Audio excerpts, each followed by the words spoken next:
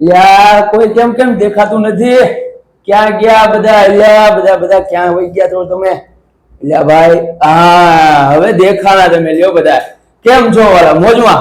તો ભાઈ જનતા કેમ છે ભાઈ? મોજમાં છે? તો આજે ધોરણ 9 ના ધુરંધરોને આપણે તૈયાર કરી દેવાના છે કે જે ગયા લેક્ચરમાં આપણે જે વાત કરી હતી દ્રવ્યના લક્ષણોની એટલે કે દ્રવ્યની લાક્ષણિકતાઓની વાત કરી હતી અને મેં તમને કીધું હતું કે જો તમારે આવા બધા જો સારા સારા વિડીયોના માધ્યમથી તમારે જો વ્યવસ્થિત રીતે ધોરણ 9 ની પરીક્ષામાં સારા ટકા મેળવવા હોય ને તો તમે છેક સુધી મારી સાથે જોડાયેલા રહેજો એવું હું તમને કહીને ગયો હતો. તો હું આજે સેકન્ડ લેક્ચરમાં તમારી માટે એક દ્રવ્યની 3 અવસ્થાઓ છે એ લઈને આવી ગયો છું. તો ધોરણ 9 ના તમામ વિદ્યાર્થી મિત્રો, તમામ ધુરંધરો બાકાશીકી બોલાવવાની છે આપણે આજે પણ. તો તૈયાર થઈ જજો એના માટે કે ચલો આજે આપણે જોવાનું છે દ્રવ્યની 3 અવસ્થાઓ.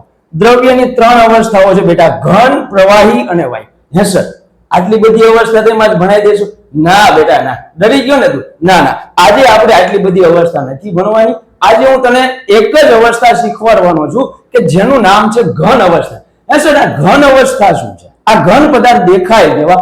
હવે જો કે તારી કોઈ તારે ઓળખ આપવી છે તો તારા એક લક્ષણો હશે, રાઈટ? તો એ જ પ્રમાણે આ જે ઘન પદાર્થ છે એના પણ કંઈક લક્ષણો હોય છે. તો સર ઘન પદાર્થ દેખાઈ ગયો? હા બેટા. તો આ જે મારી પાસે આ રિમોટ છે એક પ્રકારનો કેવો પદાર્થ છે? તો કે ઘન પદાર્થ છે. હા સર આ ઘન પદાર્થ છે. તો હા, તો આને ચોક્કસ આકાર છે બેટા? તો કે હા આને ચોક્કસ આકાર છે. એટલે કે જે ઘન પદાર્થ હોય એ ચોક્કસ આકાર ધરાવે છે. એટલે કે તે ચોક્કસ આકાર ધરાવે છે.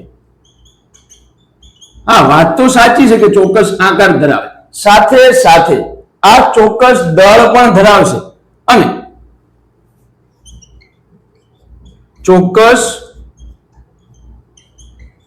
દળ પણ ધરાવે છે. ઓકે છે? હા હવે જો કે આ માર્કર છે એ પણ એક પ્રકારનો ઘન પદાર્થ છે. તો આને કંઈક નિશ્ચિત સીમા હશે, એટલે કે ચોક્કસ અહીંયા સુધી સીમાઓ આવેલી છે કે અહીંયા છે ઊભી રહી જશે, નહીં તો ચલતે જાઓ ચલ, ચલતે જાઓ ચલ એમ હશે નહીં. પણ આને છે નિશ્ચિત સીમા હોય એટલે કે તે નિશ્ચિત સીમા ધરાવે છે. તે નિશ્ચિત સીમાઓ ધરાવે છે. હા ઓકે. હવે જો આ મારો જે ઘન પદાર્થ છે એની ઉપર દબાણ આપો. દબાણ આપી દીધું મેં, પણ આને કઈ થયું? તો કે ના આને કઈ થતું નથી. એટલે કે આના ઉપર છે હું દબાણ આપું છું તો એની કોઈ અસર થતી નથી. એટલે કે તેના પર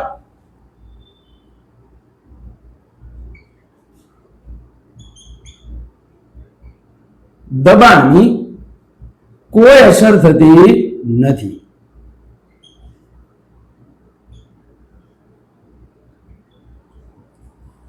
હવે નેક્સ્ટ ગુણધર્મ તને શીખવાડું. તો આની ઉપર ગમે એટલું બળ લગાવી, લે ભાઈ બળ લગા દિયા, લે ભાઈ તોડ દિયા, નહીં આ તૂટશે નહીં. હવે જો આને હું વધારે બળ લગાવીશ ને બેટા તો આ તૂટી નહીં જાય, પણ એનો આકાર છે એનો બદલાશે નહીં. તૂટશે ખરું પણ આકાર બદલાતો નથી. એટલે કે જે ઘન પદાર્થ છે તે તૂટી શકે છે, તેના પર બળ લગાવતા તે તૂટી શકે છે, પરંતુ તેના આકારમાં ફેરફાર થતો નથી. હે સર આને હું નીચે મૂકું તો વહેવા લાગે? તો કે ના. આ વહેવા લાગે છે? તો કે ના. તો વહેવા નથી લાગતું મતલબ કે તરલ હોતું નથી. એટલે કે તે તરલ હોતા નથી. તે તરલ હોતા નથી.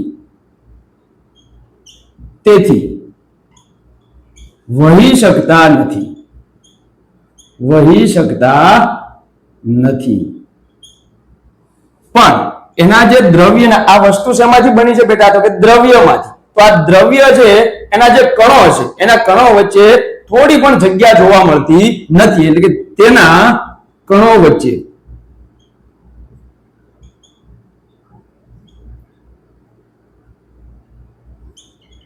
અવકાશ જોવા મળતો નથી. અવકાશ જોવા મળતો નથી. પછી એના પછીનો ગુણધર્મ તો કે આ ઘન પદાર્થ છે, આ ઘન પદાર્થ કેવા હશે તો કે દ્રઢ અને સખત હશે, એટલે કે ખૂબ જ છે મજબૂત હશે, એટલે કે તેઓ દ્રઢ અને સખત હોય છે,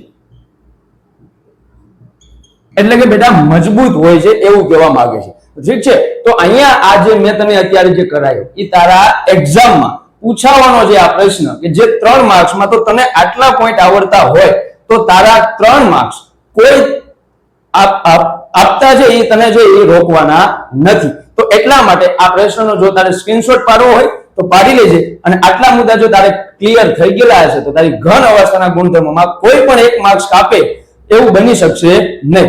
જો હવે તારે જે પ્રવાહી અવસ્થાના ગુણધર્મો જોવા હોય તો આના પછીના વિડીયોમાં લઈને આવવાનો છું, બરાબર? તો આટલી વસ્તુ તું તૈયાર કરીને આવજે. એના માટે જો તારે આ પ્રવાહી અવસ્થાના ગુણધર્મો જોઈતા હોય તો એની પહેલા જો તને વિડીયો ગમ્યો હોય તો લાઈક, શેર અને કમેન્ટ કરવાનું ના ભૂલતો, અને આજનો આ વિડીયો કેવો લાગ્યો તું મને કમેન્ટમાં બતાવજે, અને સબસ્ક્રાઇબ કરવાનું તો ખાસ ના ભૂલતો કે જેના લીધે આ તને દરેક વિડીયો છે એ મળતા રહે. તો આજે આ એક અવસ્થાના ગુણધર્મો રાખીએ છીએ, બીજી અવસ્થાના ગુણધર્મો આવતા લેક્ચરમાં હું તને કહેવાનો છું. તો જોડાઈ રહેજે. Tata, bye bye.